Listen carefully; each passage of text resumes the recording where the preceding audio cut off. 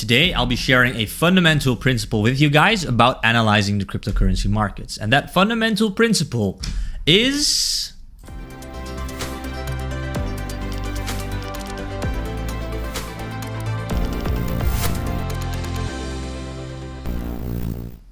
multi-time frame analysis. So today I'm going to share with you guys a fundamental principle which is called multi-time frame analysis. So every single trader that has ever traded professionally has at some point dealt with this, and it is something that is quite simple, but it is a fundamental principle nonetheless, and that's why I want to share this with you guys. So basically, you can view the market in different time frames, right? You can go to a 1 minute chart and you see very accurate movements, or you can go to a daily chart and see the general direction of a market, for example.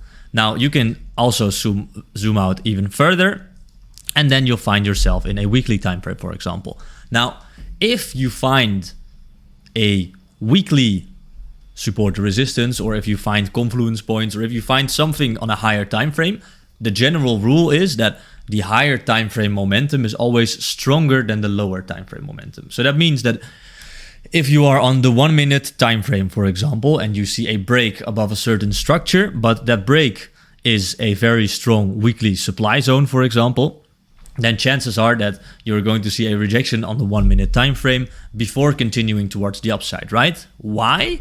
Because the weekly time frame is stronger than the 1 minute time frame. So what you can then do is you can use your analysis on higher time frames to your advantage, right? What you can do is you can, for example, mark the weekly high here. You can mark a weekly low here, for example. That's what I've done here, right? I've marked these highs and lows. And then you can look at the smaller time frames and you can clearly see that when a weekly low is created, for example, over here, for example, that afterwards, after it is created over here, it is respected as support again, right? If we go and we look at this marked low, for example, you see it is marked support, support, support. We take it out, we reject on it, then we start to make support in it again. Basically, it starts to function as a form of support and resistance. And we can see it as well with this weekly low over here, right? Basically, you see that it is respected as support, resistance. You keep bouncing on those levels, right?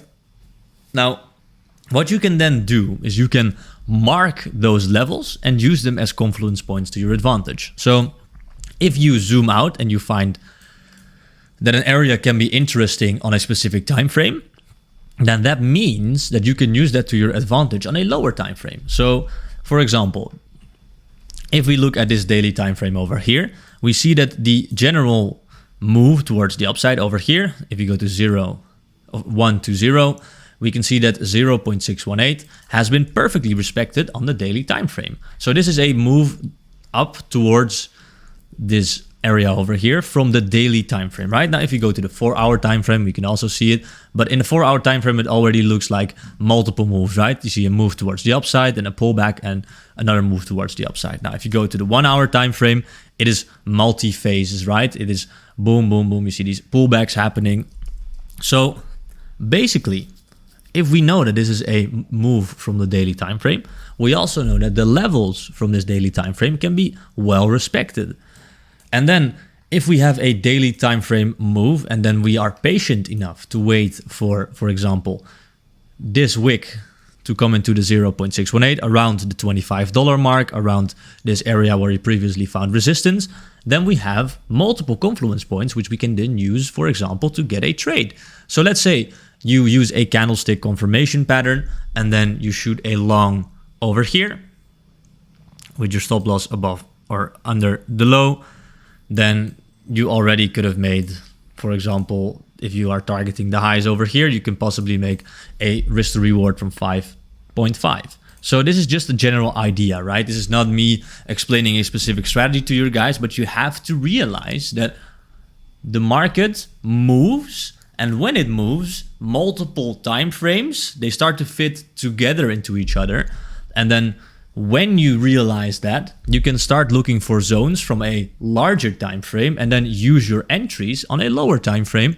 And when you have lower time frame entries in higher time frame confluences, you have a beautiful strategy if you have tested it significantly, and you see that there's a probability that's in your favor. So this is the general use case of multi-time frame analysis, and it's just to get a bigger picture of where the market is heading and to find interesting zones which you can then use on lower time frames. That's the way I use multi-time frame analysis. All right, everyone, I hope you enjoyed this educational video. Again, if you did, do subscribe to this channel for more educational content and daily market outlook videos. Thank you all for watching, and I will see you in the next one. Bye bye.